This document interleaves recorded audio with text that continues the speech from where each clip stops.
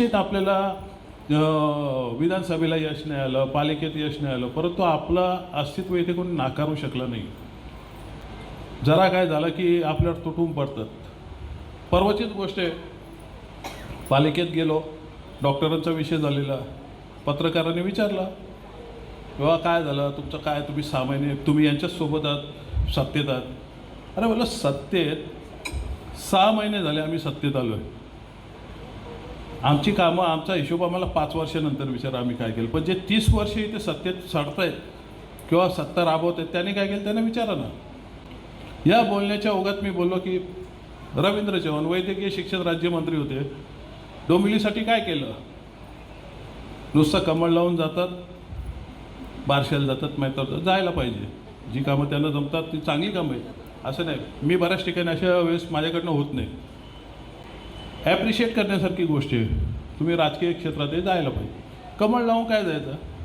मी बोलण्याच्या ओघात बोललो, काय बाजार मांडला तरी लगेच जोरात, जसं का आबाळ कोसळलं यांच्यावर.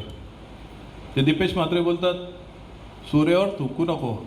अरे तू तुंकून त्याचा थोबडा ओला केला आहे इतकी वस्तू.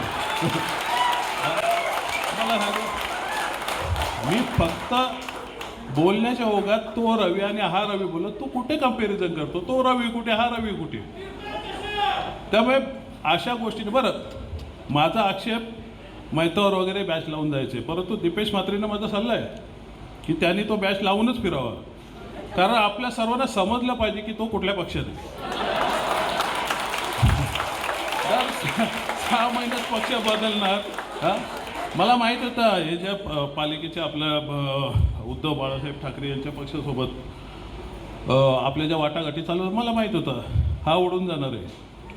म्हणून आम्ही प्लॅन बी केलेलं तयार आणि म्हणून हे त्याची परिणिती. ठीक आहे, आपण कमीमध्ये आपण चाललो, परंतु इमानदारीत केला. आपला पक्ष कुठे विकला नाही. आपण कोणाच्या सोबत गेलो असेल तो 38-36वर गेलो आहे. आपल्याला कामं करून घ्यायची. त्यांनी काल जी टीका केली त्यांचं म्हणणं असं आहे की मी सूर्यावरती नेहमीच टीका केली.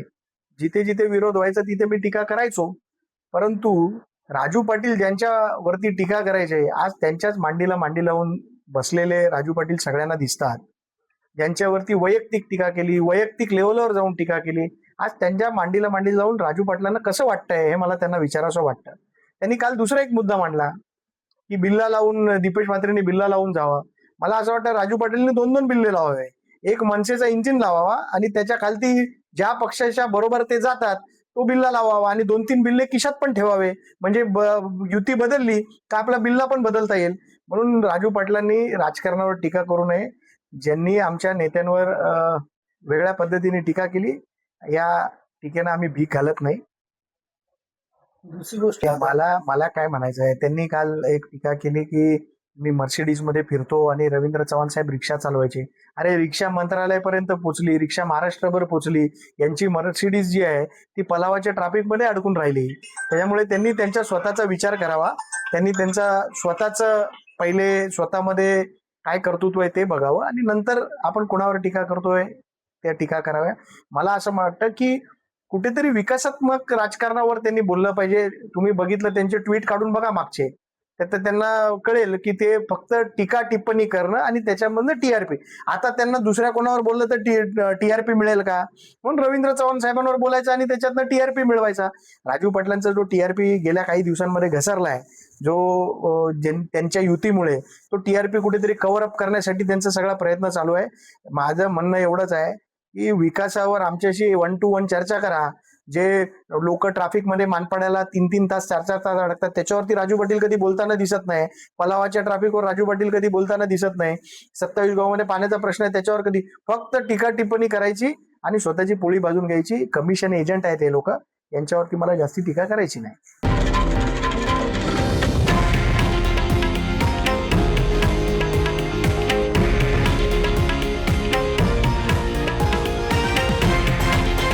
हे आहे देशातील नंबर 1 न्यूज नेटवर्क आणि आपण पाहत आहात TV9 मराठी, एकमेव.